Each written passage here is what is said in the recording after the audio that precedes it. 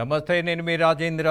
For the పీపుల్కి స్వాగతం. మొదటిగా మనం తీసుకున్నటువంటి టాపిక్, సాక్షాత్తు కేంద్ర హోంశాఖ మంత్రి ఉపన్యాసాలే మార్పింగ్ చేసేటటువంటి సాహసం ఎవరైనా చేయగలరా?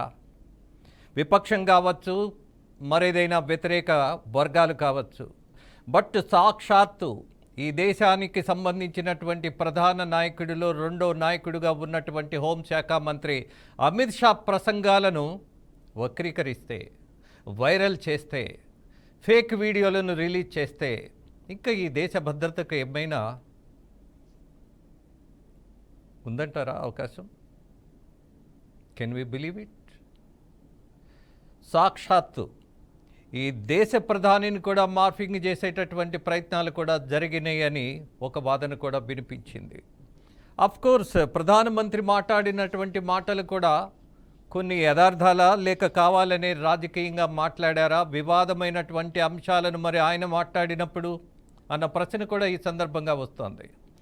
ఎస్, అన్డౌటెడ్లీ మోదీ గారు చేసినటువంటి ప్రసంగాల్లో కొన్ని అభ్యంతరకరమైన విషయాలు అని కేటగారికల్గా విపక్షానికి సంబంధించినటువంటి అనేక మంది నాయకులు విశ్లేషిస్తున్నప్పుడు, అలాగే ఆయన ప్రసంగాలు కొంత ఉద్రేకాన్ని పెంచుతున్నప్పుడు మరి ఈ దేశ భద్రతకు భంగం రాదా అన్నటువంటి ప్రశ్న ఇక్కడ కనపడదా అని విపక్షాలు అడుగుతున్నటువంటి నేపథ్యాన్ని కూడా మనం ఈ సందర్భంగా గమనించాలి. బట్ ఎవరు వక్రీకరించినా, ఎవరు ఫేక్ వీడియోలను రిలీజ్ చేసినా, షేర్ చేసినా, అలాగే ప్రజల భద్రతకు భంగం వాటిల్లదా?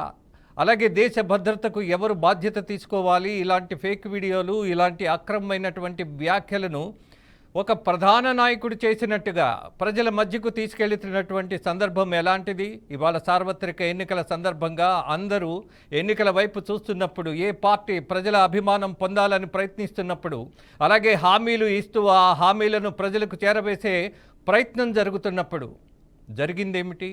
ఫేక్ వీడియోలు. ఎక్కడ ఆ ప్రసంగం? తెలంగాణ రాష్ట్రంలో అమిత్ షా ఇచ్చినటువంటి ప్రసంగాన్ని వక్రీకరించింది ఎవరు అన్నటువంటి ప్రశ్నకు సమాధానం త్వరలోనే తెలిసే అవకాశం ఉంది. కానీ బట్ ఢిల్లీ పోలీసులు డైరెక్ట్గా హైదరాబాద్ వచ్చి కాంగ్రెస్ పార్టీకి వెళ్ళి అందులో కొంతమందికి, దట్టు ముఖ్యమంత్రి కూడా ఇవాళ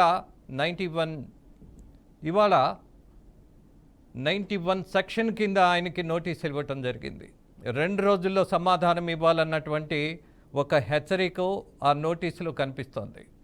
సాక్షాత్తు తెలంగాణ ముఖ్యమంత్రిని టార్గెట్ చేయడానికి, అలాగే కాంగ్రెస్పై బురద చల్లడానికి ఇవాళ ఎన్నికల సందర్భంగా మోదీ అండ్ ఆయన టీం చేసినటువంటి ప్రయత్నంగా అభివర్ణిస్తున్నటువంటి కాంగ్రెస్ పార్టీ నాయకులు ఒక పక్క, అలాగే ఎవరైతే దీనికి పాల్పడ్డారో, ఇంత దుస్సాహసం చేసిన వాళ్ళను వదిలిపెట్టే పరిస్థితే లేదని రాష్ట్ర అధ్యక్షుడిగా, కేంద్ర మంత్రిగా కిషన్ రెడ్డి చేసినటువంటి ప్రకటన కూడా మనం గమనించాలి. ఎనీహౌ, ఈ చర్చలో పాల్గొంటున్న ముగ్గురు అతిథులను మీకు తెలియజేస్తా. ఒకరు డాక్టర్ రాజు నాయక్, బీఆర్ఎస్ అధికార ప్రతినిధి, అలాగే శ్రీమతి ఇందిరా శోభన్, కాంగ్రెస్ అధికార ప్రతినిధి, బొడిగే శోభ, మాజీ ఎమ్మెల్యే. ముగ్గురికి ధన్యవాదాలు తెలియజేస్తూ, ఇవాళ మనం మాట్లాడే మాటల్లో, అలాగే ఇచ్చేటటువంటి విశ్లేషణలో లేని వాటిని సృష్టించినట్టుగా ఇవాళ ఫేక్ వీడియోల మీద మనం మాట్లాడుతున్నప్పుడు కూడా కొంత జాగ్రత్త తీసుకోవాల్సిన బాధ్యత మనకుంది అని గుర్తు చేస్తూ ప్రారంభిస్తూ, మొదటిగా ఇందిర గారు, ఇవాళ ఢిల్లీ పోలీసులు అని అంటే కేంద్ర అధికారం కిందే ఉంటారు, కేంద్ర పరిధిలోనే ఉంటారు. ఇవాళ పోలీసులు వచ్చి టార్గెట్ చేసినటువంటి పరిస్థితిగా నోటీసులు చూసినప్పుడు మనకు అర్థమవుతుంది. కావాలని బురద జల్లారంటారా, లేకపోతే కారణాలు ఉండే వాళ్ళు వచ్చారని అంటారా? సో ఇందిర గారు, ఫస్ట్ ఆఫ్ ఆల్ ప్యానెల్లో ఉన్నటువంటి సోదరికి మరియు సోదరికి, మా బీఆర్కే ఛానల్ ప్రజలకు అందరికీ కూడా నమస్కారం. నమస్తే. ఇవాళ ఈ చర్చ ఎందుకు మొదలైందన్నది మనము ఆలోచించాల్సిన అవసరం ఉంది. భారతీయ జనతా పార్టీ ముస్లింల యొక్క రిజర్వేషన్ ఎత్తివేస్తామని మొదలుపెట్టి 1925 నుంచి ఇప్పుడు మనము 2025కి అడుగు పెట్టబోతున్నాము. ఈ సందర్భంలో ఆర్ఎస్ఎస్ పార్టీ వాళ్ళ యొక్క సంస్థ ఆవిర్భవించి 100 సంవత్సరాలు కాబోతున్న నేపథ్యంలో గతంలో ఆర్ఎస్ఎస్ చీఫ్ ఇచ్చినటువంటి స్టేట్మెంట్ కూడా మనం ఒకసారి గుర్తు చేసుకోవాల్సిన అవసరం ఉన్నది. రిజర్వేషన్లను ఎత్తివేయాల్సినటువంటి సమయం ఆసన్నమైంది, రిజర్వేషన్లు ఎత్తివేయాలి అని. సో అంటే మొదటి నుంచి కూడా భారతీయ జనతా పార్టీ ఇక్కడ ఈ రిజర్వేషన్ల పైన కాన్స్టిట్యూషన్ పైన ఒక చర్చ తానే లేపింది. దాని మూలంగానే ఇవాళ ప్రజల్లో ఒక అభద్రతా భావం అన్నది నెలకొలింది.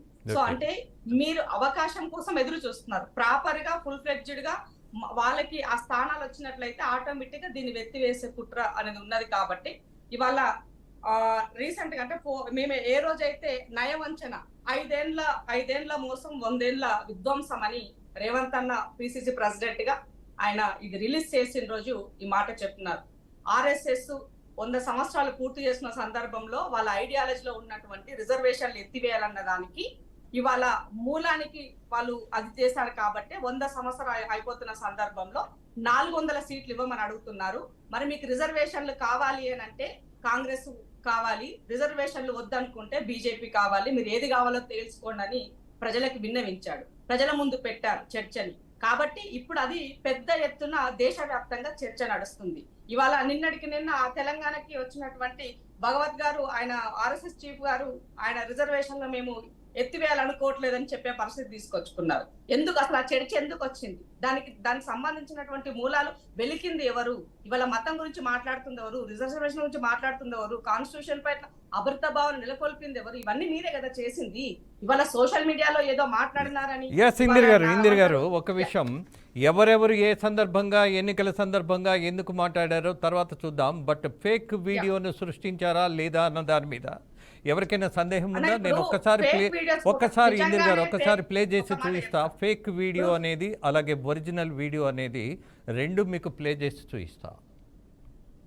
पीसीआर सरकार बनेगी तो एक गैर संवैधानिक एससी, एसटी और ओबीसी का है वो रिजर्वेशन को हम समाप्त कर देंगे। रिजर्वेशन को हम समाप्त कर देंगे। भारतीय जनता पार्टी की सरकार बनेगी तो एक गैर संवैधानिक मुस्लिम रिजर्वेशन को हम समाप्त कर देंगे। ये अधिकार तेलंगाना के एससी, एसटी और ओबीसी का है, वो अधिकार उनको मिलेगा और मुस्लिम रिजर्वेशन को हम समाप्त कर देंगे। भारतीय जनता पार्टी की सरकार बनेगी तो एक गैर संवैधानिक एससी, एसटी और ओबीसी का है, वो रिजर्वेशन को हम समाप्त कर देंगे। रिजर्वेशन को हम समाप्त कर देंगे। भारतीय जनता पार्टी की सरकार बनेगी तो एक गैर संवैधानिक मुस्लिम रिजर्वेशन को हम समाप्त कर देंगे। ये अधिकार तेलंगाना के एससी, एसटी और ओबीसी का है, वो अधिकार उनको मिलेगा और मुस्लिम रिजर्वेशन को हम समाप्त कर देंगे। भारतीय जनता पार्टी की सरकार बनेगी तो యా ఇందిర్ గారు, అలాగే ముగ్గురికి చూపిస్తున్నా నేను. ఒకటి ఫేక్ వీడియో ఉంది, రెండోది రియల్ వీడియో ఉంది. Somebody has done it, there is no doubt about that. What you say? ఒక మాట, ఇప్పుడు మనము 3 days బ్యాక్ ఒక డిబేట్ చేసాం. ఆ డిబేట్ ఏంటి అని అంటే సేమ్ ఇలాగే ఏమంటారు, ఆ రోజు మాట్లాడినటువంటి విషయాలు మన్మోహన్ సింగ్ గారు మాట్లాడినారని వీళ్ళు మాట్లాడినటువంటి మాటలను బేస్ చేసుకుని మనం ఆ రోజు డిబేట్ మాట్లాడినాం. అంటే ముస్లింలకే మొదటిగా పెట్టాలని చెప్పినాడు మన్మోహన్ సింగ్ అని, పెట్టండి కూడా మేనిఫెస్టోలో పెట్టినారని అబద్ధ ప్రచారం వాళ్ళు చేసినారు. అంటే సిస్టమ్ అందరికి ఒకటే పని చేయాలా, ఉన్నవాడికైనా లేనివాడికైనా ఒకటిగానే ఉండాలా, చట్టం అందరికి సమానమే. కాబట్టి తప్పులు ఎవరు చేసినా తప్పుగానే చూడాల్సిన అవసరం ఉంది. అంటే అధికారం మీ చేతిలో ఉంది కాబట్టి ఇవాళ పిసిసి ముఖ్యమంత్రి గారికి నోటీస్ ఇవ్వడానికి ఇవాళ మీరు గాంధీ భవన్ కి వచ్చారు. ఇందిర్ గారు, you are very matured politician. What I want to suggest you, అధికారం వాళ్ళ చేతుల్లో ఉంది కదా అని చట్టాన్ని వాళ్ళు ఏమి చుట్టంగా భావిస్తే కుదరదు కదా. మీకు కూడా అవకాశం ఉంది. మన్మోహన్ సింగ్ గారి వీడియోస్ ప్రవోక్ చేసో లేకపోతే ఫేక్ చేసో వాళ్ళు వైరల్ చేస్తుంటే మీరు కోర్టుని ఆశ్రయించవచ్చు కదా. ఆ పని చేశారు. అదే చెప్తున్నా, అదే చర్చ నడుస్తుంది ఇప్పుడు. అంటే అనని మాటలు అన్నట్టుగా, ముస్లింల గురించి చెప్పినట్టుగా మన్మోహన్ సింగ్ గారు అన్నారన్నట్టుగా. రెండో విషయం ఏంది, మేము హిందువుల పుస్తలను తీసి ముస్లింలకి ఇస్తామన్నట్టుగా, మేము ఆకులు దోచి వాళ్ళకి పెడుతున్నాం అన్నట్టుగా ఇవాళ మాట్లాడినటువంటి విషయాలను కూడా ఎక్కడో అమెరికాలో అతను ఒక సందర్భంలో అక్కడ ఉన్నటువంటి లాను బేస్ చేసుకొని మాట్లాడినటువంటి మాటలని ఆయన రాహుల్ గాంధీ గారు సలహాదారు కాబట్టి మీరు దీనిని ఇది కాంగ్రెస్ చెప్తున్నటువంటి మాటని అనే విధంగా ఇది కూడా క్రోడీకరించి మాట్లాడినారు. అంటే రాజకీయాలు ఎలక్షన్లు వచ్చినప్పుడు ఎంత దేనికైనా దిగజారి మాట్లాడేదానికి వాళ్ళు అతీతం కాదని నేను చెప్పదలుచుకున్నా ఈ సందర్భంగా. రెండో విషయం ఇవాళ నేను కాంగ్రెస్ పార్టీలో 2018-19 ఎలక్షన్ లో నేను పనిచేసినప్పుడు ఒక సోషల్ మీడియాలో ముఖ్యమంత్రి కేసీఆర్ గారు ఉన్నప్పుడు ఆందోళన నియోజకవర్గంలో ఒక వీడియో నేను షేర్ చేసా. నేను దాన్ని పోస్ట్ చేయలేదు, షేర్ చేసా. దానిపైన నా మీద 4 సెక్షన్లు పెట్టినారు. నేను ఇప్పుడు ఇంకా కోర్టు చుట్టూ తిరుగుతున్నాను నేను రోజు. అంటే సోషల్ మీడియా వచ్చేటువంటి వాటిని నిలబడినటువంటి వాటిని కూడా వాళ్ళు కేసుగా చూపించి భయభ్రాంతులకు గురి చేసే పరిస్థితికి తీసుకొచ్చారు. ఇంకో విషయం కూడా గుర్తు చేస్తా. ఇక్కడ దుబ్బాకలో బై ఎలక్షన్ జరిగిన సందర్భంలో రగన్న ఆయన వాళ్ళ దగ్గర నుంచి అప్పుడు క్యాండిడేట్ గా ఆయన ఉన్నాడు కాబట్టి TV9 లో లేనటువంటి విషయాన్ని కూడా ఫేక్ గా TV9 లోగో వేసి కూడా ప్రచారం చేశారు. అంటే ఇట్లా అంటే వాళ్ళకి అవసరమైతే ఒకటి వాడతారు, అవసరం లేకపోతే ఇంకొకటి వాడతారు. తప్పు ఎవరు చేసినా తప్పే, నేను కాదనడు. కానీ చేయనటువంటి వాటిని చేసినారని చెప్పే విధంగా దీన్ని చిత్రీకరించి ఇవాళ ఉన్నటువంటి అన్ని ఇష్యూస్ ని పక్కకి తప్పించే విధంగా ఈ ఫేక్ ప్రచారం చేయడంలో భారతీయ జనతా పార్టీ నెంబర్ 1 అన్నది మనం గుర్తుంచుకోవాలి. పేరే ఉన్నది ఫేక్ వాట్సాప్ యూనివర్సిటీ అని. నేను కొత్తగా చెప్పాల్సినటువంటి అవసరం లేదు ఆ విషయం. కాబట్టి ఇవాళ రిజర్వేషన్ల పట్ల ప్రజలకి అభద్రతా భావానికి గురి చేస్తుంది ఎవరు అనంటే భారతీయ జనతా పార్టీ. ఇవాళ ఉన్నవాడికి లేని వాడికి ఒక అసమానతలు క్రియేట్ చేశారు. ఈ దేశాన్ని 2గా విభజించింది వాళ్ళే. కాబట్టి సమాధానం వాళ్ళే చెప్పాలి. ఒక విషయం ఈ కార్యక్రమ సందర్భంగా ఈ రాష్ట్రంలో ఉన్నటువంటి అనేక మందికి తెలియజేయాల్సిన ఒక విషయం, ద మోస్ట్ ఇంపార్టెంట్ ఇష్యూ ఏంటంటే ఏది పడితే అది షేర్ చేసేయటం, అలాగే ఏది పడితే దాన్ని మనం 10 మందికి టక్క పంపించేసేటటువంటి విధానం మార్చుకోవాలంట. ఎందుకనంటే కొంత మన విచక్షణతో పంపిస్తేనే మనకు ఒక భద్రత ఉంటుందన్నటువంటి విషయాన్ని గుర్తు చేస్తున్నా. అలాగే రాజు నాయక్ గారు, మీరు ఎలా దీన్ని జస్టిఫై చేస్తారు? బీజేపీ వాళ్ళు ఎవరో మన్మోహన్ సింగ్ గారివి వీడియోలు వైరల్ చేశారు కాబట్టి విపక్షాలు లేకపోతే జాతీయంగా విపక్షంగా ఉన్నటువంటి కాంగ్రెస్ పార్టీ కావచ్చు, మరొక పార్టీ కావచ్చు, హూ ఎవర్ మే బి, ఈ ఫేక్ వీడియోలు రిలీజ్ చేశారంటారా? నమస్కారం అండి, గుడ్ ఈవినింగ్ మీకు, ప్రేక్షకులకు, ప్యానలిస్ట్ లో ఉన్నటువంటి పెద్దలకు అందరికి కూడా నమస్కారం. ఈ మధ్య కాలంలో వికృత చేష్టలు ఏ రకంగా అయిపోయినాయంటే సోషల్ మీడియాలో అది నిజమా అబద్ధమా ఫ్యాక్ట్ చెక్ చేసుకొని మళ్ళీ నాలుక గరుచుకున్నటువంటి సంఘటనలు చాలా ఉన్నాయి. దీనిపైన వందలాది కేసులు, వేలాది కేసులు కూడా భారతదేశంలో నమోదవుతున్న సంఘటనలు చాలా చూస్తా ఉన్నాం.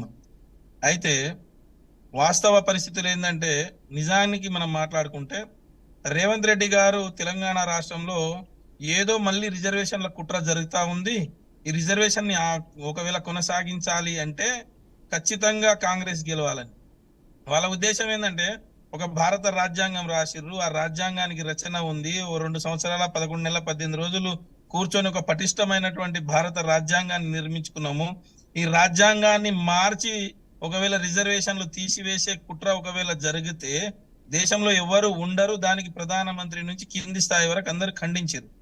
కానీ ఓటును దండుకోవడం కొరకు ఈరోజు రిజర్వేషన్ అనే పదాన్ని బయటికి తీసుకొచ్చి తనని ఎవరు నమ్మట్లేదు, తెలంగాణ రాష్ట్రంలో తను ఇచ్చినటువంటి హామీలను మైమరిపించే విధంగా కావాలని ఇది ఒకటి తీసుకొచ్చి ఒకటి క్రియేట్ చేసి తన ఖాతా నుంచి ఈరోజు పబ్లిక్ ని కూడా మాయమాటలు చెప్పే పరిస్థితి తీసుకొచ్చారు. ఎందుకంటే తెలంగాణ రాష్ట్రంలో వాళ్ళ యొక్క 6 గ్యారెంటీలు ఎక్కడ అడుగుతారో, వాళ్ళ 100 రోజుల పాలన, December 9 డెడ్ లైన్, ఇవి ఎవరైతే ఎక్కడైతే అడుగుతారని చెప్పేసి దేవుళ్ల పైన ఓట్లు, అదే విధంగా ఈ రకంగా ప్రజలను మైమర్పించడానికి, ప్రజలను అటెన్షన్ డైవర్ట్ చేయడానికి ఇది ఒకటి తీసుకొచ్చిర్రు.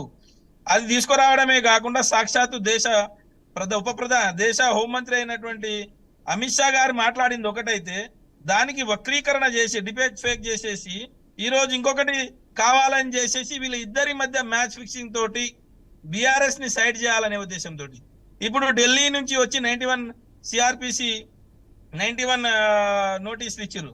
ఈ 91 నోటీస్ ఏంటంటే గతంలో చాలా కేసులలో నేను బాగా చదివిన, ఎందుకంటే నేను ఒక పిహెచ్డి డాక్టరేట్ ని కాబట్టి 91 సిఆర్పిసి ఏం చేస్తారంటే ముందుగా నోటీసులు ఇవ్వడం, ఆ తర్వాత మెల్లమెల్లగా అరెస్ట్ చేయడం.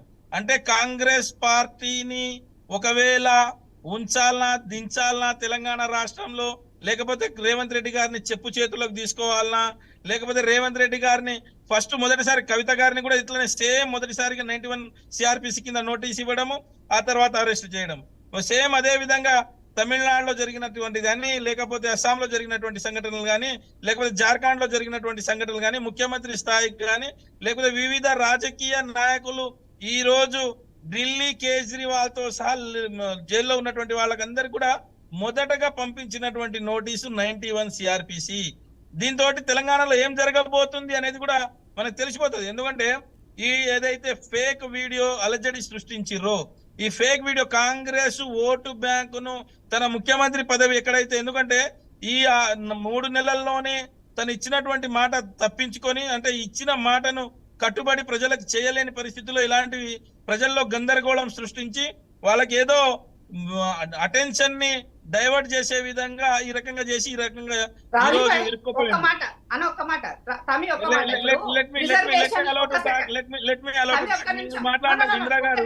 ఇందిరా గారు మీరు మాట్లాడినప్పుడు నేను ఒక్క మాట మీరు మాట్లాడినప్పుడు నేను ప్రతి ఒక్కటి రాసుకొని మీరు మాట్లాడిన ప్రతి ఒక్కటి రాసుకొని నేను రెస్పాండ్ అవుతున్నా. ఇది మంచి పద్ధతి కాదు. మధ్యలో మాట్లాడడం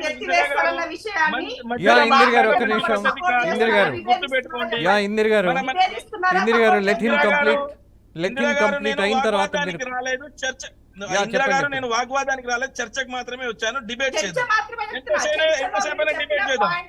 భారతీయ జనతా పార్టీ చెప్పినటువంటి రిజర్వేషన్లు ఎత్తివేసేదానిని మీరు నిన్నంటే కేసీఆర్ గారు, కేటీఆర్ గారు నిన్న మొన్న 2 రోజుల నుంచి వాళ్ళు కూడా కోట్ చేశారు. కావాలంటే ఇలా పేపర్ స్టేట్మెంట్ కూడా చూడండి మీరు.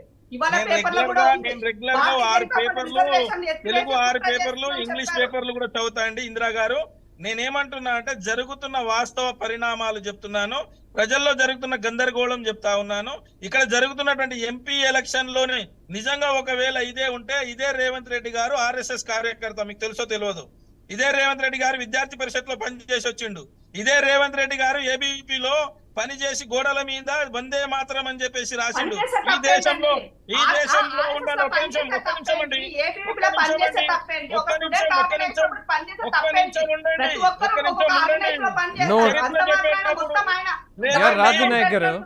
రాజు నాయక్ గారు ఒక్క నిమిషం, ఇందిరా గారు మీరు ఆగండి, నేను చెప్తా. రాజు నాయక్ గారు ఒక్క నిమిషం, మీరందరూ విశ్వవిద్యాలయంలో, ప్లీజ్ లిజన్ టు మీ, మీరు ఉస్మానియా యూనివర్సిటీలో చేసినటువంటి ఒక పోరాటం మనం గుర్తు చేసుకుంటే, ఆ తర్వాత పోరాటం చేసిన వాళ్ళందరూ బీఆర్ఎస్ పార్టీలోనే ఉన్నారా? మిగతా పార్టీలకు వెళ్ళలేదా? అలాగే ఒకప్పుడు ఆయన ఏబీవీపీలోనో ఆర్ఎస్ఎస్లోనో ఇంకెందులోనో ఆయన పనిచేస్తుంటే తర్వాత కొన్ని పరిణామాల్లో ఆయన అభిప్రాయాలు మార్చుకొని ఒక రాజకీయ పార్టీకి వెళితే అదే నేపథ్యం తీసుకోవాల్సిన అవసరం ఇవాళ ఉందంటారా డాక్టర్ రాజు నాయక్ గారు? మీరు మంచి ప్రశ్న అడిగారండి. నేనేమంటుంటే సైద్ధాంతిక సిద్ధాంత భావజాలాల మీద మాట్లాడాల్సి వచ్చినప్పుడు నేను ఈ సిద్ధాంతం తప్పు అని చెప్పగలగాలి. దమ్ము ధైర్యం ఉన్నటువంటి మాట రాష్ట్ర ముఖ్యమంత్రికి ఏం చెప్పాలంటే, హైందవ సిద్ధాంతము ఇది తప్పు, లేకపోతే నేను ఆర్ఎస్ఎస్ లో ఏబీవీపీలో పనిచేసినప్పుడు ఈ దేశంలో ఉండాలంటే వందే మాత్రం పాడాల్సిందే అని చెప్పిన మాటలు అవి తప్పు, నేను నా యొక్క సిద్ధాంతాన్ని మార్చుకున్నా, నేను వ్యక్తిని మారినా అని కూడా చెప్పగలగాలి. నేనేమంటున్నా అంటే దాంట్లో ఉన్నటువంటి భావజాలాలు ఇంటర్నల్ నిగూఢంగా నీ ఒళ్ళు మొత్తం నిండా నింపుకొని ఈ తర్వాత ఈ రోజు వచ్చేసి రాజ్యాంగం గురించి మాట్లాడు, రాజ్యాంగంలో ఈ రోజు రిజర్వేషన్ల గురించి మాట్లాడి, లేకపోతే రాజు నాయక్ గారు I have a simple question. ఏమని మాట్లాడారు? I have a simple question with you. Please listen to me. Modi గారు మానిటైజేషన్ అప్పుడు ఆయన చేసినప్పుడు అద్భుతంగా చేశారు అని ప్రశంసించినటువంటి కేసీఆర్ మళ్ళీ ఎందుకు విభేదించారు? Do you have any answer for that? Why not, I will give everything sir. నేను ఏమంటున్నానంటే ఈ తెలంగాణ రాష్ట్రంలో జరగాల్సినటువంటి ఏదైతే ఈ 2000 నోటు గానీ, ఆ రోజు జరగాల్సినటువంటి నోట్లకు గానీ, దేశ భద్రతా కారణాలు గానీ, అప్పుడప్పుడే ఏర్పడ్డ తెలంగాణ రాష్ట్రం కేంద్రంతో సఖ్యతతో ఉండాలని చెప్పేసి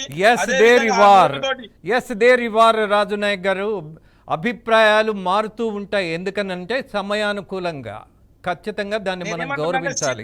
అలాగే శోభ గారు మీరు మాజీ ఎమ్మెల్యేగా ఉన్నారు, అలాగే ఇవాళ జరిగినటువంటి దాంట్లో రాజు నాయక్ గారు ఒక్క నిమిషం, I will come back to you. Please wait. Raju Naik గారు. అలాగే శోభ గారు, మీరు మాజీ ఎమ్మెల్యేగా ఉన్నారు, అలాగే బీజేపీ నాయకురాలుగా కూడా ఉన్నారు. ఇవాళ బీజేపీ కావాలనే ఫేక్ వీడియో సృష్టించి దాన్ని మరొక పార్టీ మీదకు నెట్టే ప్రయత్నం చేసింది అన్నటువంటి ఆరోపణ కూడా ఉంది. వాట్ యు సే? అందరికీ నమస్తే అండి. నమస్తే. Thank you. మీకు ముందుగా థ్యాంక్స్ చెప్తున్నా, ఎందుకంటే మా దేశ హోంశాఖ మంత్రివర్యులు మాట్లాడిన వీడియోని ఫస్ట్ వినిపించిండ్రు, చూపించిండ్రు మీరు ఆల్రెడీ. చాలా థ్యాంక్స్ అండి మీకు. ఒక ముఖ్యమంత్రి హోదాలో ఒక కేంద్ర హోంమంత్రి గారు మాట్లాడినవి ఫేక్ న్యూస్ చూపించడము అది కరెక్ట్ కాదు. ఎందుకంటే ఆయన ఒక దేశాన్ని నడిపిస్తున్న హోంమంత్రి. తను ఇప్పుడు రిజర్వేషన్ విషయంలో ఏం మాట్లాడిందని విన్న తర్వాతనే ఈ రాష్ట్ర ముఖ్యమంత్రి కానివ్వండి, మంత్రులు కానివ్వండి, ఎమ్మెల్యేలు కానివ్వండి, కాంగ్రెస్ పార్టీ కానివ్వండి, నిజాలు మాత్రమే ప్రజలకు చెప్పాలి. 4 కోట్ల తెలంగాణ ప్రజలకి ఏదో ఓట్ల కోసము సీట్ల కోసం అని వల్ల ఒక దేశ హోం మంత్రి గారి మీద అబద్ధం మాట్లాడి అది ఫేక్ వీడియోగా సృష్టించి ఇవాళ సోషల్ మీడియాలో ఇవాళ వాట్సాప్ ఫేస్బుక్ లలో మొత్తం రన్ చేయడం ఏంటంటే, ఇవాళ మా హోం మంత్రి గారు మాట్లాడింది ఏమున్నది, మీరు ఇవాళ మాట్లాడేది ఏం మాట్లాడతారు? ఎందుకు ఇంత అబద్ధం? అంత అవసరం లేదు కదా. ప్రజలు ఓట్లు వేయాలనుకుంటే మీ దమ్ము, మీ సత్తా, మీ రేపు కేంద్రంలో మీరు అధికారంలోకి వస్తే ఈ దేశ ప్రజలకు ఏం పని చేస్తారో అవి చెప్పాలి. మీతోని ఏది సాధ్యమవుతుందో గది చెప్పాలి. అంతే తప్ప గాని ఈ తెలంగాణ రాష్ట్రంలో 6 అబద్ధాల పథకాలు తీసుకొచ్చి అధికారంలోకి వచ్చినంత మాత్రాన ఏదో కేంద్రంలో కూడా అధికారంలోకి వస్తామా రావాలని వల్ల ఒక కేంద్ర హోం మంత్రి గారి మీద అబద్ధం మాట్లాడడం అనేది ఇది తగదు. ఒక ముఖ్యమంత్రి హోదాలో ఇది కరెక్ట్ కాదు. ఇంకొకటి నేనేమంటున్నంటే, ఏది మాట్లాడాలనుకున్నా కరెక్ట్ గా వినాలి. ఏ నాయకుడైనా పర్లేదు. ఇప్పుడు మా బీజేపీ కేంద్రం నుంచి వచ్చే మంత్రులైనా మా ముఖ్యమంత్రులైనా మేమేం మాట్లాడుతున్నామో, ఈ రాష్ట్ర ప్రజల గురించి మేము ఏమి హామీలు ఇస్తున్నామో, రేపు మేము కేంద్రంలో అధికారంలోకి 3వ సారి మేము అధికారంలోకి వస్తాం, మేము ఏం పని చేస్తాం అనేది మేము చెప్పగలుగుతున్నాం. దాని మీద ఏమన్నా తప్పులుంటే, లేదంటే ఇగో వాళ్ళతో సాధ్యం కాదు, మేము ఇది చేయగలుగుతాం, ఈ భారతదేశ ప్రజల్ని రక్షించగలుగుతాం అనేది దమ్మున్న మాట మాట్లాడాలి. అబద్ధాలతో అధికారంలోకి వస్తారా అండి కేంద్రంలో? ఇవాళ భారతదేశం అంతా కూడా నరేంద్ర మోడీ గారు, ఈ దేశ ప్రధానమంత్రి గారు 3వ సారి ప్రధానమంత్రి కావాలని కోరుకుంటారు భారతదేశ ప్రజలు. భారతదేశ ప్రజలే కాదండి, ఇతర దేశాలు కూడా తన పనితనాన్ని ఇవాళ హర్షిస్తున్నారు, స్వాగతం పలుకుతారు. అరే రేపు మమ్ములను ప్రజలు మెచ్చి ఇవాళ మళ్ళీ మాకు 3వ సారి అధికారంలోకి రావడం కోసం మమ్మల్ని ప్రజలు ఎదురు చూస్తున్నారు. ఇవాళ మోడీ గారి నాయకత్వాన్ని బలపరచడానికి ప్రజలు సిద్ధమైపోయారు భారతదేశం అంతా. ఇవాళ అబద్ధాలతో ఏం రిజర్వేషన్ తీసేస్తానన్నారండి? ముస్లిం రిజర్వేషన్ ఏం మాట్లాడిండ్రు? ఒక కులపరమైన రిజర్వేషన్ కాదు అంటే ఒక ముస్లిం రిజర్వేషన్ మీద మాత్రమే మాట్లాడిండు. నేను దాన్ని వ్యక్తిగతంగా కానీ ఇంకోటి కానీ నేనేం మాట్లాడతాను. ఎస్సీ ఎస్టీ బీసీలకి రిజర్వేషన్ తీసేస్తామని మాట్లాడిండ్రా? ఎందుకు కాంగ్రెస్ నాయకులు దీన్నంతా మొత్తం రుద్దుతారు? మొత్తం రిజర్వేషన్లు ఉండయని, రిజర్వేషన్లు తీసేస్తారని ఎక్కడ మాట్లాడిండ్రండి? వాళ్ళు కేంద్ర హోం మంత్రి హోదాలో మాట్లాడతారు, మీరు ఏం మాట్లాడతారు అంటే మేము ఏది పడితే అది మాట్లాడితే తెలంగాణ ప్రజలు మొన్న మాకు ఓట్లు వేసారు, అధికారంలోకి తెచ్చిండ్రు, ఇవాళ కేంద్రంలో కూడా మేము మళ్ళీ ఆడ అడుగు పెట్టాలంటే ఏది పడితే అదే మేము బీజేపీ నాయకుల మీద మాట్లాడాలి. శోభ గారు ఒక విషయం, శోభ గారు ఒక విషయం వినండి. ఇంకొకటి సోషల్ మీడియాలో కూడా చాలా జాగ్రత్తగా వర్డ్స్ ఎవరు ఏం మాట్లాడతారో విన్న తర్వాతనే కాంగ్రెస్ పార్టీ కానివ్వండి, టిఆర్ఎస్ పార్టీ కానివ్వండి, ఎవరైనా ఒక నాయకుడు మాట్లాడేటప్పుడు ఆ నిజాలనే ప్రజలకు చూపించాలి. నీకు దమ్ము ధైర్యం ఉంటే సవాలు విసురు, అంతే తప్పగాని లేని మాటలు సృష్టించి, అనని మాటలు సృష్టించి, అబద్ధం మాటలు మాట్లాడి ఇవాళ తెలంగాణ రాష్ట్రంలో కాంగ్రెస్ పార్టీకి టిఆర్ఎస్ పార్టీకి ఓట్లు వేయడానికి ప్రజలు శోభ గారు ఒక విషయం వినండి. శోభ గారు ప్లీజ్ లిజన్ టు మీ. ఒక విషయం వినండి చెప్తా. మీరే కావాలని ఈ ఫేక్ వీడియో సృష్టించి కాంగ్రెస్కు అబద్ధతను కలిగించి ఇవాళ దేశ రాజకీయాల్లో మీ ప్రయోజనం కోసమే దీన్ని రిలీజ్ చేశారని మరి వీళ్ళెందుకు అనకూడదు అంటున్నటువంటి పరిస్థితి కూడా ఉన్నదిగా. దానికి ఎలా సమాధానం చెప్పాలి శోభ గారు? మీరే సృష్టించారని భావించవచ్చుగా.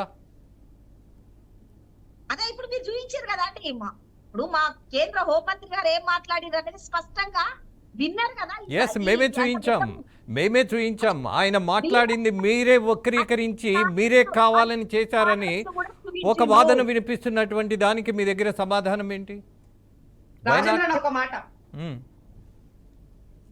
ఇప్పుడు చెప్పండి. 2 దఫాలుగా జరిగినటువంటి ఎన్నిక దాదాపుగా ఒక 200 సీట్లకు ఎలక్షన్ అయిపోయింది. అక్కడ Bharatiya Janata Party complete downfall లో ఉంది. ఇప్పుడు నెక్స్ట్ ఉన్నటువంటి 300 సీట్లలో కూడా కాంగ్రెస్ మేజర్ గా ఉన్నటువంటి, ఎక్కువగా ప్రాధాన్యత ఉన్నటువంటి. సో ఈ సందర్భంలో ఇప్పుడు వచ్చినటువంటి దాన్ని రిజర్వేషన్ దేశవ్యాప్తంగా చర్చ నడుస్తుంది.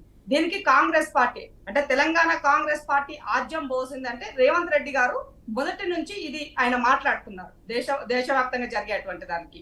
ఇప్పుడు బ్లేమ్ చేయాలి అని అంటే ఏం చేయాలి? ఫేక్ యూనివర్సిటీ వాళ్ళదే కాబట్టి అక్కడ సృష్టించబడ్డటువంటి వాడిని మేము చేశామన్నట్టుగా ఇవాళ వాళ్ళు బద్నాం చేసే పనిలో ఉన్నారు. నేను స్ట్రైట్ ఫార్వర్డ్ ఒక్కటే క్వశ్చన్ అడుగుతున్నా. 2006లో మన్మోహన్ సింగ్ గారు జాతీయ అభివృద్ధి మండలి 52వ సమావేశంలో సమిష్టి ప్రాధాన్యత అనే అంశం పట్ల ఆయన ఒక స్పీచ్ చేశాడు. దాంట్లో ఏమడిగిండు? ఎస్సీ, ఎస్టీ, బీసీ, మైనారిటీ, మహిళలు, పిల్లలు అభ్యున్నతికి పథకాలు బ్రహ్మాండంగా నడవాలి, వీళ్ళకి పెద్ద పీట వేయాలి అని చెప్పారు. దాంట్లో ఏం చేశారు? రీసెంట్ గా ప్రధానమంత్రి మాట్లాడుతూ ప్రధానమంత్రి మన్మోహన్ సింగ్ గారు ముస్లింలకే పెద్దపీట వేయమని చెప్పినాడు అని చెప్పి వక్రీకరించి మాట్లాడినారు. అంటే మేము రాజకీయంగా ఎప్పుడు ముస్లింలను గాని దేవుళ్ళను గాని కాంగ్రెస్ పార్టీ ఎన్నడూ వాడలేదు కూడా. కానీ మీకు అవే ఎజెండా, ముస్లింల ఎజెండా, దేవుళ్ళ ఎజెండా, ఈ రెండిట్లు చెప్పి పబ్లిక్ ని ఎమోషనల్ గా చేసి ఓట్లు తీసుకోవాలన్న దాంట్లో భారతీయ జనతా పార్టీ అమ్ముల పొదల్లో ఉన్నటువంటి. Welcome back. మీకు ఒక్కసారి రేవంత్ రెడ్డి గారు మాట్లాడింది చూయిస్తాను, దాని తర్వాత కూడా కిషన్ రెడ్డి గారు దానికి ఒక కౌంటర్ కూడా ఇచ్చారు. అవి రెండు చూసిన తర్వాత చర్చలోకి వెళ్దాం. ఒకసారి పీసీఆర్. चुनाव जीतने के लिए अभी मेरे समाचार मिला है तेलंगाना कांग्रेस पार्टी ऑफिस में दिल्ली पुलिस पहुंचा हुआ है। सोशल मीडिया में कोई पोस्टिंग लगाया, इसीलिए तेलंगाना के कांग्रेस अध्यक्ष को, तेलंगाना मुख्यमंत्री को हम अरेस्ट करते बोल के नोटिस लेकर तेलंगाना गांधी भवन में पहुंच गए। इसका मतलब Narendra Modi ji ED, income tax, CBI हो गए, अभी दिल्ली पुलिस को इस्तेमाल कर रहे चुनाव जीतने के लिए। यहाँ पर कोई डरने वाले नहीं है भाई, यहाँ पर पलट के जवाब देने वाले हैं। देखेंगे आने वाले चुनाव में नरेंद्र मोदी जी और अमित शाह को हरा के दिखाएंगे कर्नाटक और तेलंगाना में। सीबीआई తన రాజకీయ స్వార్థం కోసం తెలంగాణ ఏమైపోయినా పర్లేదు, తెలంగాణ ప్రజలు ఏమైపోయినా పర్లేదు, నేను నా కుటుంబము, నేను నా ముఖ్యమంత్రి పదవి అనే విధంగా కాంగ్రెస్ పార్టీ, బీఆర్ఎస్ పార్టీ వ్యవహరిస్తా ఉన్నాయి. అందుకే ఈ సందర్భంగా మనవి చేస్తా ఉన్నాను, ఖచ్చితంగా రేవంత్ రెడ్డి మాటలు వెనక్కు తీసుకోవాలి. ఇప్పటికే పోలీస్ స్టేషన్లో కంప్లైంట్ చేశాము. ఒక ముఖ్యమంత్రి స్థాయిలో వ్యక్తి కనీసం ఏ ఆధారం లేకుండా మాట్లాడము, చాలా దుర్మార్గంగా వివరించడము క్షమించారన్నటువంటి నేరం. అవసరమైతే ముఖ్యమంత్రి మీద మేము న్యాయస్థానానికి వెళ్ళడానికైనా వెనకాడము. తప్పకుండా ముఖ్యమంత్రిని కోర్టుకు ఈడిస్తాము. తెలంగాణ సమాజం అంతా కూడా దీన్ని అర్థం చేసుకోవాల్సిందిగా, వీళ్ళు చేస్తున్నటువంటి తప్పుడు ప్రచారాలకు, అబద్ధ ప్రచారాలకు నమ్మకూడదని కూడా ఈ సందర్భంగా మనవి చేస్తూ సెలవు తీసుకుంటాం. Yes, their stand is very clear. Indir గారు, అలాగే రాజు నాయక్ గారు, దీన్ని ఎలా చూద్దాం? ఒక ముఖ్యమంత్రి స్థాయిలో ఉన్నటువంటి నాయకుడు ఒక వీడియో రాగానే దాని నేపథ్యం ఏంటి, అది ఇచ్చింది ఎవరు, ఏమిటి అనేటటువంటిది తెలుసుకోకుండా ప్రజల మధ్యకు ఆ సమాచారాన్ని చేరవేయటంలో ఎక్స్లో కూడా పోస్ట్ చేయడం అనేది మరి బాధ్యతతో కూడిందా కాదా అన్నటువంటి ప్రశ్నకు సమాధానం ఇందిర గారు ఏం చెప్తారో చూద్దాం. అలాగే రాజు నాయక్ గారు, దీన్ని ఎలా తీసుకుందాం? సోషల్ మీడియా అనంటే ఇవాళ తీవ్రవాదులు కూడా ఇంత అత్యున్నతమైనటువంటి ప్రజాస్వామ్య వ్యవస్థ కలిగినటువంటి భారతదేశాన్ని విచ్ఛిన్నం చేయడానికి అవకాశం ఉన్నటువంటి పరిస్థితిగా కనిపిస్తోంది. దీన్ని ఎలా తీసుకుందాం రాజు నాయక్ గారు? అంటే తను ఒక ముఖ్యమంత్రి హోదాలో ఉన్న రేవంత్ రెడ్డి అన్న గారు, అంటే నేను జోక్యం చేసుకుంటున్నా, ఆలోచన చేయాలి. మాట్లాడేటప్పుడు ఏది కరెక్ట్, ఏది మాట్లాడాలి, ఏది మాట్లాడకూడదు అనేది తెలుసుకొని మాట్లాడాలి. ఎందుకంటే గతంలో ఉన్న కేసీఆర్ ముఖ్యమంత్రి అడ్డం దొడ్డం మాట్లాడితేనే ఆగమైపోయిండు. గతెదింపిరు ప్రజలు ఇలా. కాబట్టి నువ్వు తొందరపడొద్దు. ఏకదం ముఖ్యమంత్రి హోదాకు వచ్చినప్పుడు ఒక కేంద్ర మంత్రులు విమర్శ చేసే ముందు, అబద్ధాలు సృష్టించే ముందు ఒక ముఖ్యమంత్రి హోదాలో ఏం మాట్లాడాలి, ఏం మాట్లాడకూడదు ఊందనం ఉండాలి. ఇది ఫస్ట్ కేసీఆర్ యా శోభ గారు, రాజేంద్ర యా మీరు యా, ఫైనల్ గా రాజేంద్ర- చెప్తారు కానీ యా రాజు గారు.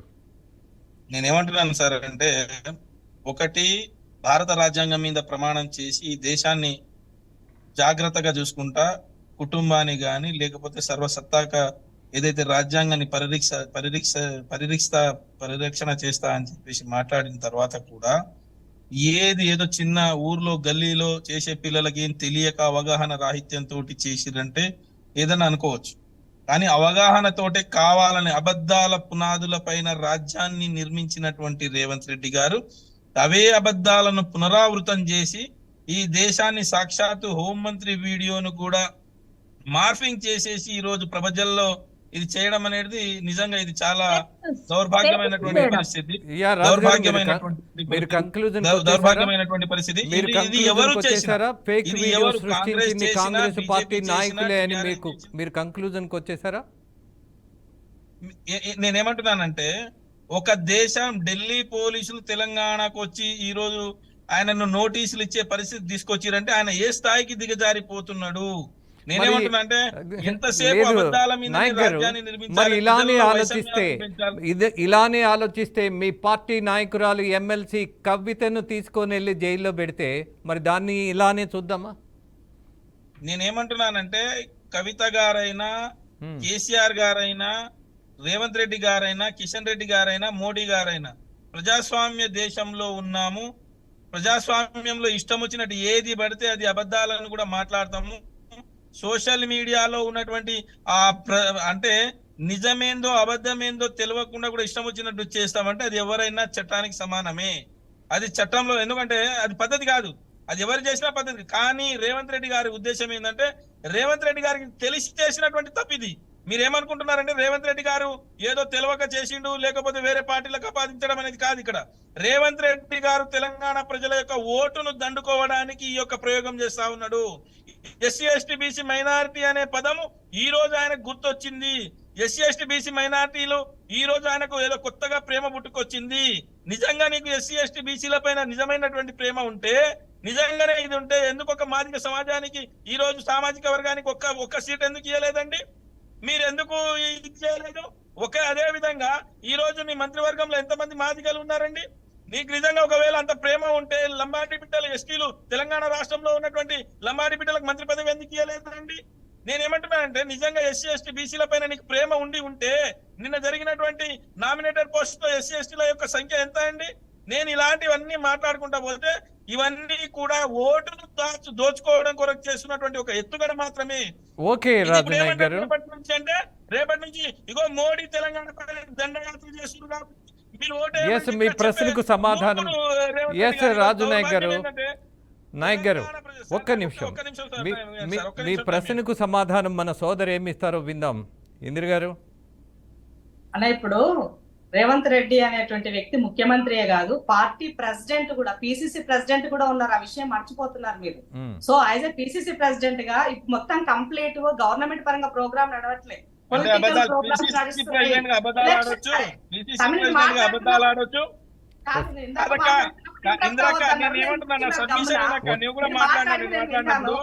నేనేమంటున్నా, పిసిసి అధ్యక్షుడిగా అబద్ధాలు ఆడొచ్చు, ముఖ్యమంత్రిగానేమో ఇంకా ఎక్కువ అబద్ధాలు ఆడొచ్చు. ధోరణి ఉంటుందా అని అంటే చెప్తే బాగుంటది. నేను ఏం చెప్తున్నానంటే, పొలిటికల్ గా పిసిసి ప్రెసిడెంట్ గా రాజకీయ కోణంలో ఆయన మాట్లాడుతున్నారు అన్నది అది కూడా మీరు గమనించాలని మాత్రమే గుర్తు చేస్తున్నాను మీకు. ముఖ్యమంత్రి స్థాయిలో కూర్చొని అబద్ధాలు చెప్తారా, అవగాహన లేకుండా మాట్లాడతారా? ఇది తప్పు. రేవంత్ రెడ్డి అనేవాడు రాజు మా దగ్గర వ్యక్తి, ఏ కల్లో పుట్టి రేవంత్ రెడ్డి ఎట్లా ఎదిగిండు, ఆయనకి ఏం నాలెడ్జ్ ఉంది, ఆయన సంస్థ, ఆయన యొక్క ఏమంటారు సమాజాన్ని ఎంత చదివాడు, ఎవ్రీథింగ్ రాజుకు కూడా తెలుసు. నేను కొత్తగా చెప్పాల్సిన అవసరం లేదు. సమాజాన్ని 10 ఏళ్ల పాటు ఉండొచ్చు.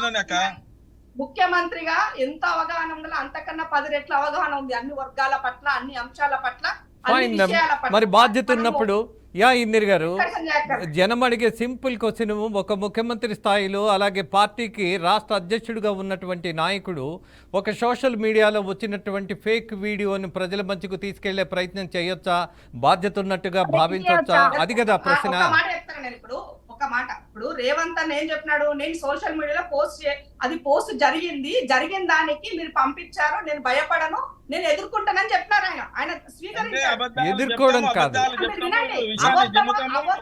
అబద్ధాలు చెప్తాము, విషయాన్ని చెబుతాము, ఆ తర్వాత మేము కొట్లాడతాము. ఇదొక్కటి లాజిక్ అర్థం కాదు. టీఆర్ఎస్ వాళ్ళు బీజేపీ తరఫున ఒక్కరితో పుచ్చుకొని మాట్లాడాలనుకుంటున్నారా? ఒక్కరితో కాదు, జరిగిన వాస్తవాలకి ఒక్కరితో ఏముందండి? బీజేపీకి ఒక్కరితో పుచ్చుకోవాల్సిన పని లేదు, బీజేపీకి ఒక్కరితో పుచ్చుకోవాల్సినటువంటి పని లేదు, బీజేపీతో మాకు సంబంధము లేదు. బీజేపీ వాస్తవాలు ప్రజల ముందు పెట్టాలని మాత్రమే చెప్తున్నా. వాస్తవాలు ప్రజల ముందు పెట్టాలి. యా రాజు నాయక్, నిజాలు మాట్లాడాలి. Raju Naik, mister Raju Naik, will you please allow her to talk? Can you? Okay, ఆయన ఆగారు, మీరు చెప్పండి అమ్మా. ఇప్పుడు ఒక అంశాన్ని, ఒక విషయం పట్ల మీరు ఒకటి రేస్ చేశారు, నోటీస్ పంపించారు, దానికి సమాధానం చెప్తామని చెప్పినాము.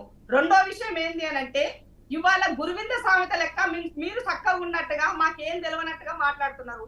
బీజేపీ టీఆర్ఎస్ ఇద్దరు ఏమైనా గురువిందలా? మీరు గురువిందలని అడుగుతున్నాను నేను. ఇవాళ మీరు మా గురించి మాట్లాడినటువంటి అంశాలు, మన్మోహన్ సింగ్ గురించి మాట్లాడినటువంటి అంశాలు, ఇవాళ మీ పార్టీకి సంబంధించిన మహారాష్ట్ర ఎంపీ ఓపెన్ గానే రాజ్యాంగాన్ని మారుస్తామని చెప్పినాడు. 400 సీట్లు ఏమని అడిగినాడు. మరి వాటికి ఏం చెప్తారు సమాధానం? అడుగుతున్నాడు. గాంధీని చంపిన గాడ్సే మా దేవుడు అని చెప్పినాడు. దానికి ఏం చెప్తారు సమాధానం? వాటి గురించి మాట్లాడరా? అవి చర్చకు రావా? ఇవాళ ఆడబిడ్డలను అత్యాచారాలు జరిగితే వాటి గురించి మాట్లాడరు, అవి చర్చించరు, అవి పార్లమెంట్ లో మాట్లాడరు. వాటి గురించి టిఆర్ఎస్ కూడా పట్టుండదు. ఎందుకంటే వాళ్ళు వీళ్ళు ఒక రకంగానే ఒకే లైన్ లో నడుస్తున్నారు. ఇంకో విషయం ఏంటి అని అంటే, ఇవాళ మీరు ఈ దేశాన్ని బ్రహ్మాండమైన రీతిలో తీసుకెళ్తున్నారని చెప్పినప్పుడు, ఇవాళ 125 దేశాల్లో భారతదేశము ఏమంటారు ఆకలి చావుల్లో, ఆకలి రేఖలో మనము 111వ స్థానంలో ఉన్నాం. అంటే అభివృద్ధి పైన చర్చ ఉండాల. అభివృద్ధి పైన చర్చ లేదు కాబట్టి సరే, కొంచెం రాజకీయంగా మనం అనవసరంగా డివియేట్ అవుతున్నాం. ఇందిర్ గారు, ఒక విషయం, రాజ్యాంగం ప్రకారం 50% కంటే మనము ఈ దేశంలో రిజర్వేషన్స్ ఇవ్వలేము అన్నది సుప్రీంకోర్టు తేల్చి చెప్పినటువంటి విషయం. కెన్ వి ఇప్పుడు రిజర్వేషన్లకు సంబంధించి భారతీయ జనతా పార్టీ రిజర్వేషన్ల గురించి అసలు ఊసే లేదు. ఎందుకు లేదు కాదు కదా, మీ పార్టీ చెప్పారు 50% మించైనా సరే మేము రిజర్వేషన్లు ఇస్తాము అని హామీ ఇస్తున్నారు మీరు. How can you say that? How can you say that? చర్చ అక్కడే మొదలైంది. మేము జనగణన చేస్తాము, బీసీలకి 50% ఉన్న సీలింగ్ ని ఎత్తివేస్తాము. ఎందుకు అంటే రిజర్వేషన్లు అంటే సుప్రీంకోర్టు ఇచ్చిన సీలింగ్ ద్వారా మేము 27% కన్నా పెంచలేకపోతున్నాం కాబట్టి దీనికి జనగణన జరగాల్సిన అవసరం ఉంది. మేము అధికారంలోకి వస్తే తప్పకుండా ఇది చేసి తీరుతామని చెప్పినాము.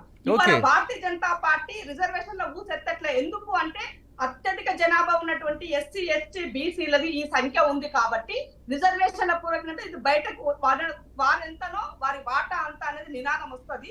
దీన్ని వాళ్ళు చేయాలి, వాళ్ళకి ఇష్టం లేదు కాబట్టి దీన్ని చేయడం కన్నా రాజ్యాంగం ఎత్తేస్తే పని అయిపోతుంది కదా అన్న ఉద్దేశంతో వాళ్ళు ఆ లైన్ తీసుకున్నారు. కాబట్టి ఇవాళ మేము పదే ప్రతిసారి మేము మాట్లాడుతున్నది ఏంటంటే, ఇవాళ జనాభా ప్రాతిపాదికన మా వాటా మాకు కావాలి, ఇవ్వాలి అనేది ఇది మేము చేస్తామని చెప్తున్నాం గంటాపదంగా.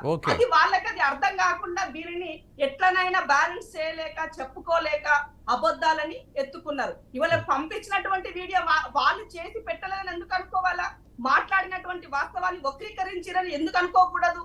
ఒకవైపు నుంచి ఎందుకు చూస్తున్నారు? ఇందిర్ గారు, మీరు చెప్పిన దాంట్లో లాజిక్ ఉంది. ఏదైతే మళ్ళీ కుల గణన జరిగితే, ఇందిర్ గారు మీరు చెప్పింది వాస్తవమే. ఆయా వర్గాలకు సంబంధించి న్యాయం జరగాలంటే ఏ వర్గాలు ఎంత శాతం ఉన్నాయి, వాళ్ళకి ఎంత శాతం మేరకు మనము రిజర్వేషన్స్ కల్పించగలము అన్నటువంటి ఒక ఎక్సర్సైజ్ జరగడంలో తప్పేం పట్టాల్సిన పని లేదు. అలాగే శోభ గారు, బీజేపీ పార్టీ నాయకులు చెప్తున్నారు ఎస్సీ ఎస్టీ మైనారిటీలకు సంబంధించి. ఇందిర్ గారు ఒక్క నిమిషం మీరు ఆగాలి.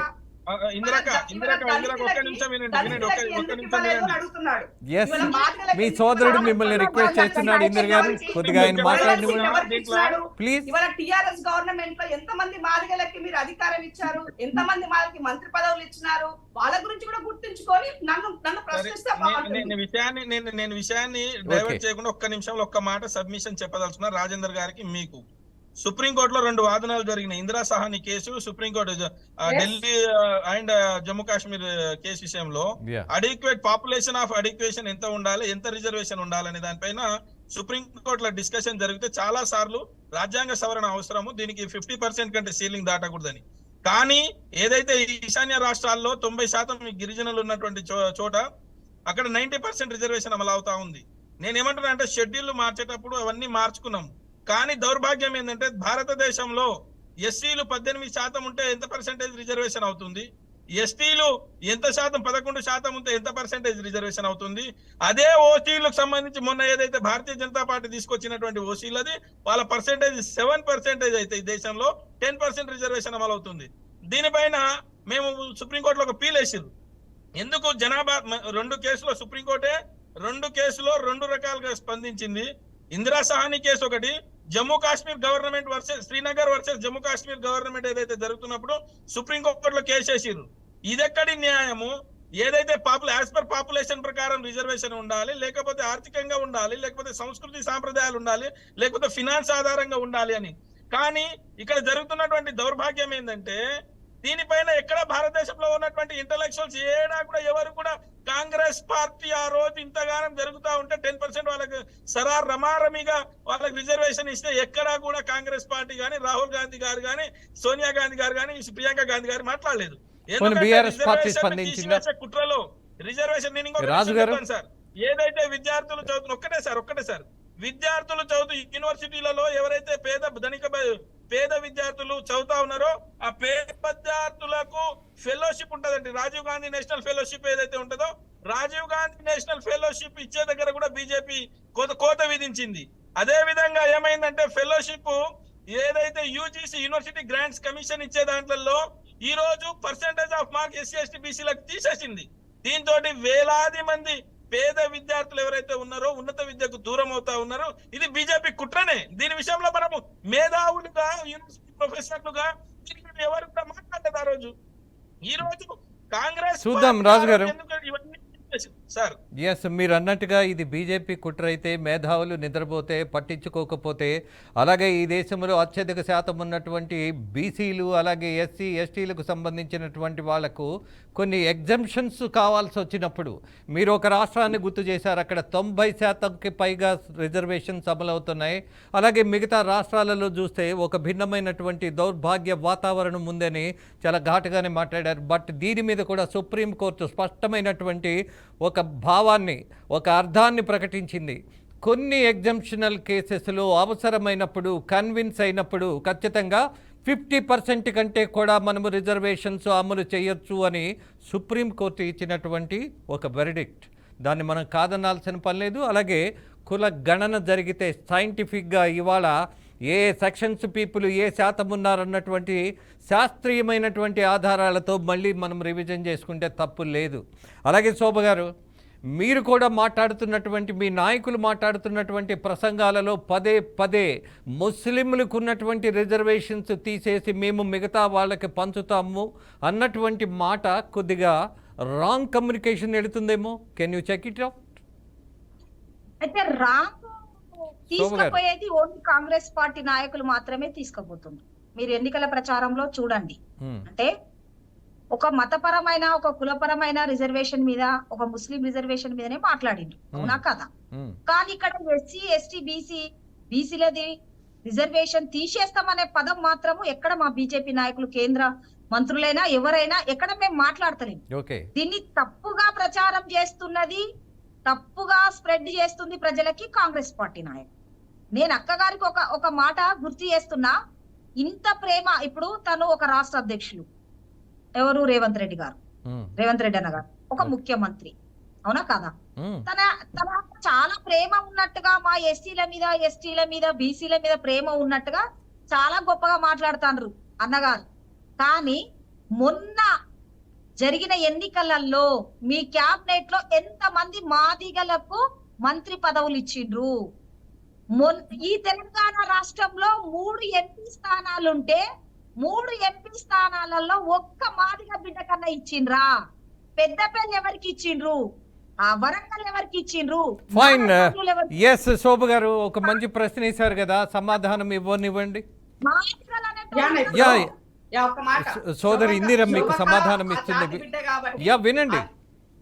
శోభక జాతి బిడ్డ కాబట్టి అడగడంలో న్యాయం ఉన్నది, నేను తప్పు పట్టట్లేస్తానని. అయితే ఇక్కడ ఏంటి అని అంటే ఇవాళ మాదిగలకి ఉన్న దాంట్లో శోభ గారు ఒక్క నిమిషం, మీరు వేసిన ప్రశ్నకు ఆమె సమాధానం చెప్తుంది, రాజుగారు కంక్లూడ్ చేస్తారు. శోభ గారు ఆగండి, మీరు విద్యాశాఖ మంత్రిగా శోభ గారు మీరు ఆగండి. రెండో విషయం ఏంటి అని అంటే గెలిచిన ఎమ్మెల్యేలు మాదిగ సామాజిక వర్గం నుంచి ఎవరన్నా ఉన్నారా, ఇంకా రెండో సీనియారిటీ దాంట్లో ఎవరన్నా ఉంటే ఇవ్వకపోతే మీరు అనాలి. ఇంకోటి ఇవాళ ఏమంటారు ఎక్స్పాన్షన్ ఇంకా అవుతుంది, కంప్లీట్ కాలే, మంత్రివర్గం అన్నది కంప్లీట్ కాలే. శోభ గారు మీరు ఆగాలి, శోభ గారు మీరు ఆగాలి. ఇవాళ వరంగల్ కి సంబంధించినటువంటి ఎంపీ అభ్యర్థి కడియం కావ్య, ఆమె మాదిగనే సబ్ క్యాస్ట్ లో వచ్చినటువంటి దాంట్ నుంచి ఉన్నటువంటి community. So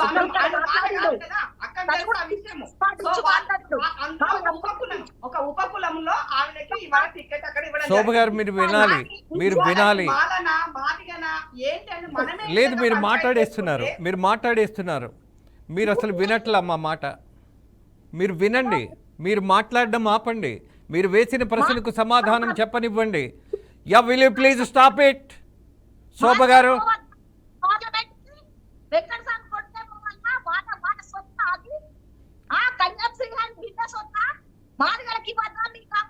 what you want to know? Shobha గారు మీరు ప్రశ్న వేశారు, సమాధానం వద్దా, కావాలా, అక్కర్లేదా?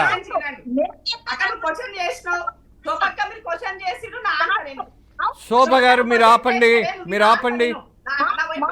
కంక్లూడ్ చేద్దాం. శోభ గారు మీరు ప్రశ్న వేశారు, సమాధానం వినటానికి మీరు సిద్ధంగా లేరా?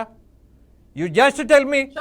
మీరు వినడానికి సిద్ధంగా లేకపోతే మీ ఆడియో కట్ చేస్తే అది మీకు అవమానం కాదు, నాకు కూడా అవమానం అనిపిస్తుంది. Please follow certain guide lines. మీరు ఆపాలి శోభ గారు. PCR ఇవాళ ఎస్టీలకు అతీతంగా ఇవాళ ఆయన చూస్తారు మధురవన్ అని. మూడోది వరంగల్ కి సంబంధించినటువంటి దాంట్లో వరంగల్లో ఇవాళ కావ్యకి ఇచ్చారంటే కడియం కావ్య అన్నటువంటి వాళ్ళు ఇవాళ ఏమంటారు ఉపకులానికి సంబంధించినటువంటి వాళ్ళు. అలాంటప్పుడు మనం దీన్ని ఎట్లా చూస్తాం? వేరుగా చూడలేం కదా. ఒక మహిళను చూడండి, ఒక మహిళకి ఒక ఎస్టీ మహిళకి ఇచ్చినారని ఫీల్ అవ్వండి. ఓకే ఇందిర్ గారు కంక్లూడ్ చేద్దాం. రాజు గారు మీరు ముగించండి, లాస్ట్ కంక్లూజన్ చెప్పేద్దాం.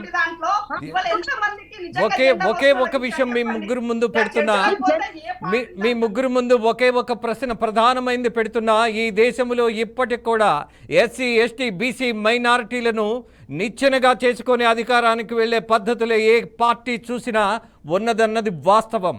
దాన్ని అర్థం చేసుకొని మీరెలా ఎదగాలి అన్నటువంటి ఆలోచన మీరు చేయకపోతే, మీలో మీరే ముఠాలుగా మారిపోతే ఈ దేశాన్ని రక్షించేటటువంటి శక్తి ఎవరుంటుంది?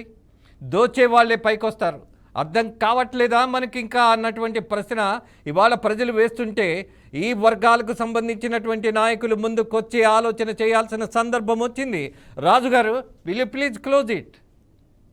సార్ నేనేమంటున్నానంటే ప్రజాస్వామ్య భారతదేశంలో కొన్ని అసత్యాలకు, ఈ రాజకీయాలకు అతీతంగా కొన్ని అసత్యాలు ప్రజలకు ఏం చేస్తామనేది చెప్తేనే బాగుంటుంది. దేశ సమగ్రతకు గాని, దేశానికి గాని, దేశ సార్వభౌమత్వాన్ని గాని ఇబ్బందికరమైనటువంటి పరిస్థితి ఏ ముఖ్యమంత్రి గాని, మంత్రులు గాని, ఎవరు గాని చేయకూడదు నా ఉద్దేశంలో. ఈ దేశంలో ఉన్నాము కాబట్టి ప్రజల సంక్షేమం కొరకు నిజం చెప్పి ఈ దేశ ఆర్థిక వ్యవస్థ గాని, రాష్ట్ర ఆర్థిక వ్యవస్థ తోటి నిజాలు చెప్పి ప్రజల ముందుకు వచ్చే పరిస్థితి రావాలి. అదే విధంగా రాజకీయమే ఎజెండా అని, రాజకీయాన్ని కొట్టాలని, రాజకీయమే ఇక వాళ్ళ జీవితం అని చెప్పేసి రాజకీయాలే ఇక ప్రత్యేకంగా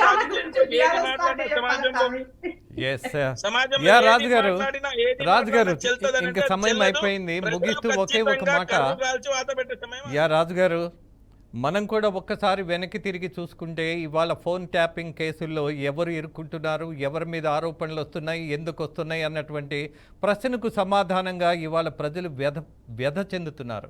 కారణం ఏంటంటే ఒక ఉద్యమ పార్టీ నాయకుడిగా ఇవాళ ప్రజల మధ్యకు వచ్చి రాష్ట్ర సాధకుడిగా చెప్పుతున్నటువంటి ప్రధాన నాయకుడిగా తెలంగాణ గడ్డ నుంచి కేసీఆర్ గారే కొన్నిటిని పక్కన పడేస్తే లైటర్ వేలో అధికారులు చేస్తే మాకేం సంబంధమని మాట్లాడితే ఫోన్ ట్యాపింగ్. ఇవాళ మనము ఈ ఫేక్ వీడియోల గురించి మాట్లాడుతున్నప్పుడు, ఈ దేశ భద్రత గురించి ప్రశ్నిస్తున్నప్పుడు ఫోన్ ట్యాపింగ్ కూడా అంతకంటే biggest crime in this world, biggest crime in this country. Phone ట్యాపింగ్ను కూడా మనం ఎలా తేలిగ్గా తీసుకోగలం? అలాగే శోభ గారు, ముఖ్యమంత్రిగా ఉన్నటువంటి నాయకుడు ఎప్పుడైనా ఒక ప్రకటన చేయబోతున్నప్పుడు దట్టు ఫేక్ వీడియోలా కాదా అన్నటువంటి పరిశీలన చేసుకోకపోతే నిజానికి శాంతి భద్రతలకు భంగం కలుగుతుంది. అలాగే శోభ గారు, మీరు కూడా ఆలోచించవలసింది, అనేకమైనటువంటి విషయాలను వివాదాస్పదంగా ప్రధానమంత్రి మాట్లాడుతున్నప్పుడు ఇవాళ ఫేక్ వీడియోలు కంటే కూడా అవి కూడా ప్రధానంగా భద్రతకు భంగం కలిగిస్తున్నటువంటి విషయంగా విశ్లేషకులు, మేధావులు భావిస్తున్నప్పుడు we have to check it out. That the reason for the పీపుల్లో ప్రజల కోసం రాజకీయం ఉండాలని భావిస్తూ ముగిస్తూ మీ రాజేంద్ర. పాల్గొన్న మీ ముగ్గురికి ధన్యవాదాలు తెలియజేస్తూ నమస్తే.